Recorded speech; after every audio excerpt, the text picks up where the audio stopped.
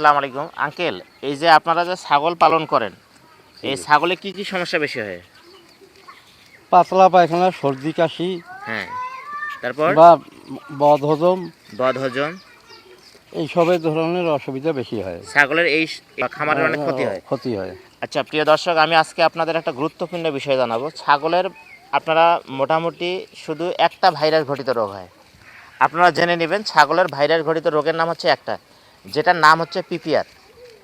PPR রোগ হয়। হ্যাঁ, এই পিপিআর রোগের লক্ষণ মূলত হচ্ছে কি জানেন? ছাগলের সর্দি কাশি এবং জ্বর। হ্যাঁ, তো পিপিআর হলে আমি কিভাবে বুঝবো?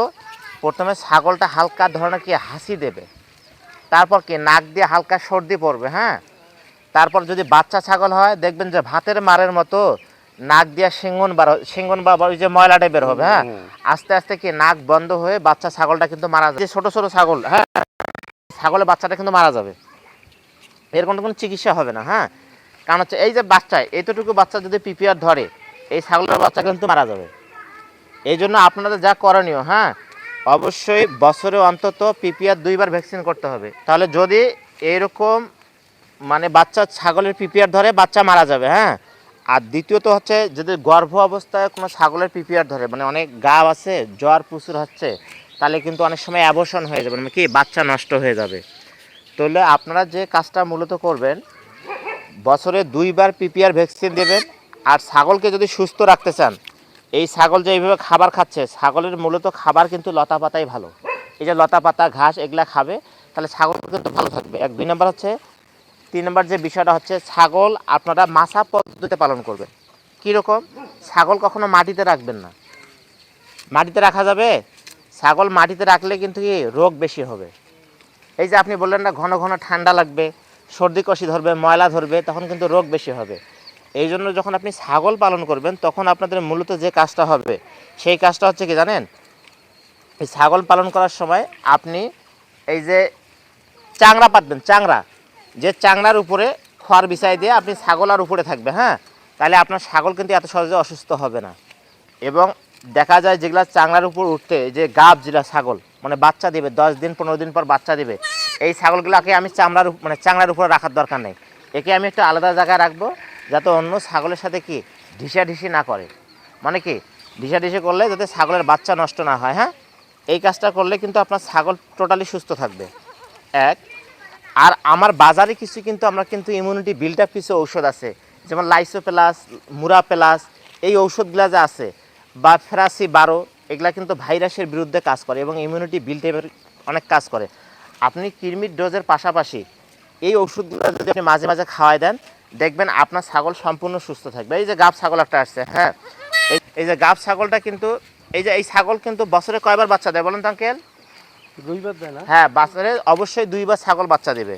এবং আপনি ছাগলকে কৃমি ডোজ করাবেন প্রত্যেক 4 মাস পর পর, মানে কি 1 বছরে 3বার কৃমি ডোজ করাইতে হবে। তাহলে যখন আমি কৃমি ডোজ করাবো, আপনার ফার্মে যে ছাগলগুলো আছে সবগুলো একসাথে করাবো।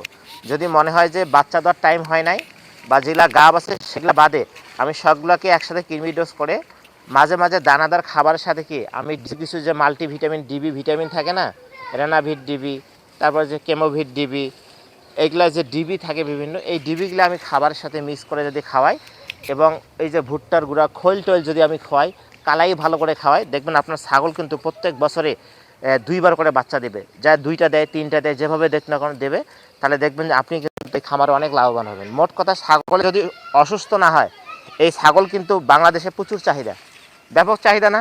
এটা কিন্তু ব্ল্যাক বেঙ্গল ছাগল, আপনাদের সবগুলো কিন্তু ব্ল্যাক বেঙ্গল ছাগল।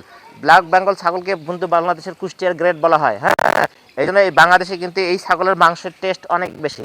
হ্যাঁ, এই জন্য এই ছাগলের কিন্তু চাহিদাও অনেক বেশি। এই জন্য যদি আপনি নিয়ম মাফিক এগুলা পালন করে এগুলা আপনি কাজ করতে পারেন, বিক্রি করতে পারেন, তাহলে একজন খামারি কিন্তু অনেক লাভবান হবে, তাই না? এই যে এখানে অনেক ছাগল আছে, আপনাদের অনেক ছাগল দেখলাম। হ্যাঁ, এই যে ভাই এখানে একটু দেখেন, এই যে এই ছাগলগুলো আছে। হ্যাঁ, এই যে এটা এটা এটা এটা গাব, কয় মাস গাব? এটা অলরেডি বাচ্চা হওয়ার টাইম কাছাকাছি চলে আসছে নাকি? হ্যাঁ, হ্যাঁ, এই জন্য এই ছাগলটাকে আলাদা রাখা যাবে না। হ্যাঁ, একে আলাদা একটু রাখবেন, ভালো করে দেখাশোনা করবেন, বাচ্চা দেওয়ার পর দেখবেন ছাগলটা অনেক ভালো মনে হয়। হ্যাঁ, মাথায় রাখবেন ভ্যাকসিন আপনাদের পাশাপাশি কিন্তু সরকারিভাবে ভ্যাকসিন আসে। হ্যাঁ, সরকারিভাবে যখন ভ্যাকসিন আসে, এগুলো আপনারা খোঁজ খবর নিয়ে অবশ্যই বছরে বিনামূল্যে কিন্তু পিপিআর ভ্যাকসিন দেওয়া হয় গভর্নমেন্ট। গভর্নমেন্ট কিন্তু প্রত্যেক বছরে ভ্যাকসিন দেয়, পিপিআর ভ্যাকসিন। যদি ওই সময় আপনারা দেখা হয় বা ডাগাল পান, অবশ্যই আপনারা সব ছাগলকে একসাথে ভ্যাকসিন দিয়ে দেবেন। আর একটা গুরুত্বপূর্ণ বিষয় তথ্য দেই আপনাদেরকে, মনে রাখবেন ছাগল যে পালন করেন, যদি কোনো ছাগল এই এলাকায় যদি একটা ছাগলের পিপিআর ধরে, তাহলে আপনারা সব ছাগলের কিন্তু পিপিআর ধরবে। এই জন্য আপনাদের যে ছাগলটার পিপিআর লক্ষণ দেখবেন বা অসুস্থ লক্ষণ দেখবেন, ওকে আলাদা আলাদা জায়গায় রেখে আপনারা ট্রিটমেন্ট করবেন, তাহলে অন্য ছাগলগুলো সম্পূর্ণ সুস্থ থাকবে। লক্ষণটা কিভাবে? ওই যে আমি বললাম, প্রথমে হাসি দিবে, তারপর সর্দি ধরবে, তারপর কি জ্বর হবে, তারপর আস্তে আস্তে পাতলা পায়খানা হবে, এভাবে হতে হতে আস্তে আস্তে সে মারা যাবে না খেয়ে। হ্যাঁ, এই কারণে হচ্ছে যে যদি আপনারা এরকম লক্ষণ দেখেন, তাকে আলাদা জায়গায় রাখবেন, আলাদা জায়গায় রাখে তাকে ট্রিটমেন্ট করাবেন, দেখবেন যে আপনি খুব ভালো ফলাফল পাবেন। হ্যাঁ, তাহলে অন্য ছাগলগুলো সুস্থ থাকবে। তো ধন্যবাদ সবাইকে। হ্যাঁ ভাইকে ধন্যবাদ।